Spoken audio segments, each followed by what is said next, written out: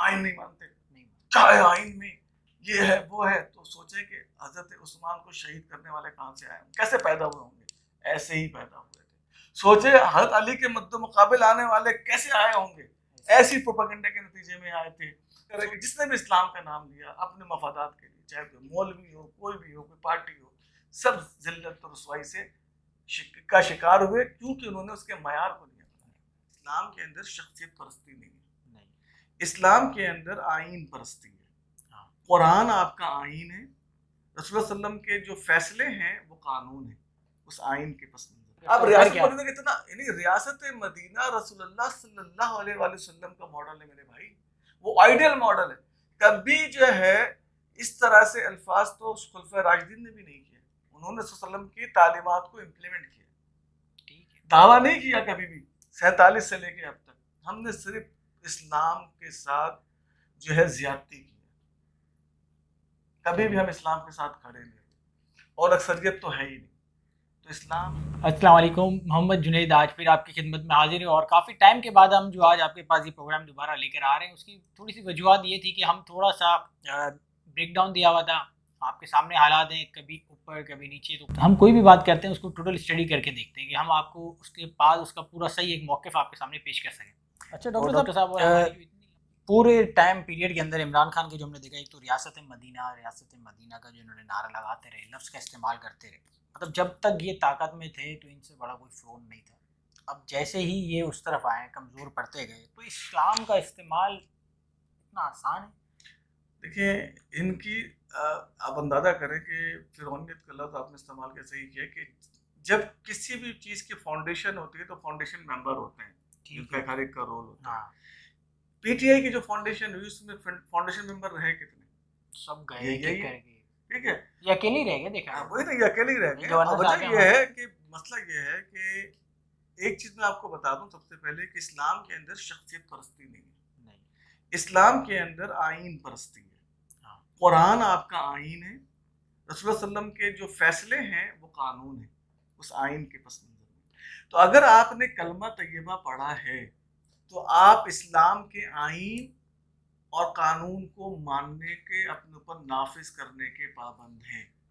तो हमारे यहाँ मसला ये है कि लोग गौर करें कि आप मुसलमान हैं, अगर पाकिस्तान में, जो बार बार कहते पाकिस्तान में मुसलमानों की अक्सरियत है तो इस मुल्क के अंदर करप्शन क्यों है, तो सबसे अहम सवाल है। अब इन्होंने क्या कि लोग क्या हैं, हमारी मिसाल ये है कि हम ये चाहते हैं कि हम जो दिल करे वो करें, जब चाहे आइन को तोड़ दें, आइन से आंखें चुरा लें, कानून को नजरअंदाज कर दें, और उसके बाद हमें जो फैसिलिटीज भी सारी मिले, यानी कि हम अपने नफ्स के हिसाब से जो चाहे करें, लेकिन जब हम मरे तो हशर में हमें जन्नत भी मिले। ये मैंने आपको वो कर दी। अक्सरियत यानी कि इसको कहते हैं मुनाफिकत। मुनाफिकीन यही थे कि फला के पास जाए तो अरे हम तो आपकी तरह हैं, फला है तो हम आपकी तरह हैं। तो अब आप इस बात को सोचें कि सिर्फ कलमा पढ़ने वाला मुसलमान नहीं होता। कलमा गो जो कह देते हैं ना, सूरह असर में ये तो कहता हूँ पढ़ें कि उसमें कहा है कि ईमान के साथ आमल सालिहात, खसारे से बाहर वाले तुम जब कहलाओगे, जब अल्लाह पर ईमान लाने के बाद आईन इस्लाम और कवानीन रसूलुल्लाह पर यकीन कामिल रखकर अपने ऊपर नाफिज करोगे, तो ये है मुसलमान की डेफिनेशन। सिर्फ कलमा पढ़ने, कलमा तो शैतान भी पढ़ता था, उसने कब अल्लाह का इनकार किया? शैतान ने अल्लाह का इनकार नहीं किया था, उसने अल्लाह ने जो उसके सामने एक मामला रखा था उसमें उसने अपने जिद और हठधर्मी का इनकार किया था, और जब वो फंस गया था तो उसने इल्ज़ाम अल्लाह पर आयद किया था, ये कह के तूने मुझे गुमराह किया। यानी उसने मुनाफिकत, यानी अल्लाह की रबूबियत से उसका इनकार नहीं है, मतलब वो यहाँ कहता मैं कमजोर पड़ गया था तो तूने मुझे गुमराह कर दिया। अगर तू मैं जब कमजोर पड़ गया था तू मुझ पर रहम करता तो मैं इस तरह शायद आदम की मुखालफत में नहीं जाता। सारा इल्जाम जो है उसने अल्लाह पे इल्जाम डाला, तो अल्लाह ने कहा कि अल्लाह के तुझ पर लानत। सही। तो ये जो चीज है, तो अब इस बात को समझें कि जो हम इस्लाम के साथ कर रहे हैं, मैं सिर्फ यही कहता हूँ पाकिस्तान इसमें 47 से लेके अब तक हमने सिर्फ इस्लाम के साथ जो है ज्यादती की है, कभी भी हम इस्लाम के साथ खड़े नहीं, और अक्सरियत तो है ही नहीं।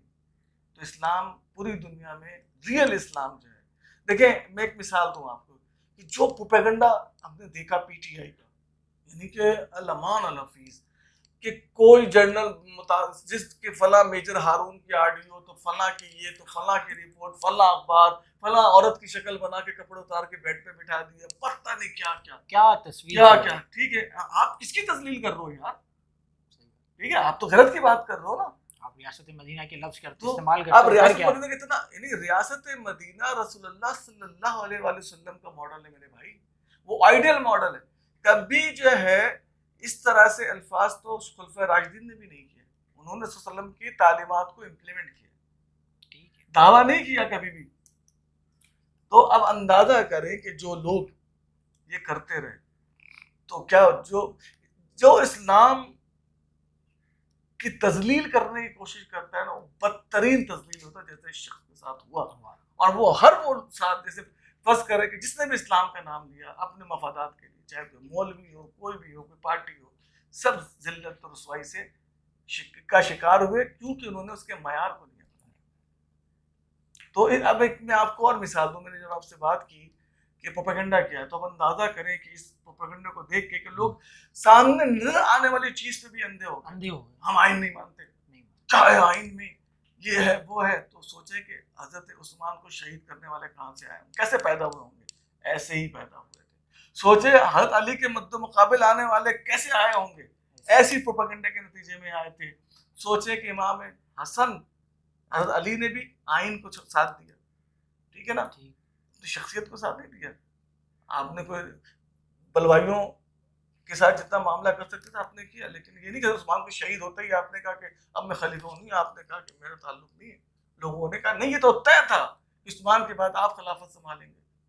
तो कितनी तरह मालूम कर ले कितने दिन वो खिलाफत खाली पड़ी रही। हज़रत अली ने लोगों के पेशाइश करने पे जाए, यानी आइन को माना। हज़रत इमाम हसन ने आइन को माना, शख्सियत को नहीं माना। शख्सियत भी नहीं है। हज़रत इमाम हुसैन ने आइन को माना, शख्सियत को नहीं माना। तो मुसलमान अगर होगा ना मेरे भाई, वो आइन पे चलेगा। आप जिस मुल्क में रहेंगे उस मुल्क के आप वफादार रहेंगे। इसलिए कि आप हज पे जाते हो, लकल मुल्क ही तो कहते हो, अपने मुल्क के लिए दुआ करते हो।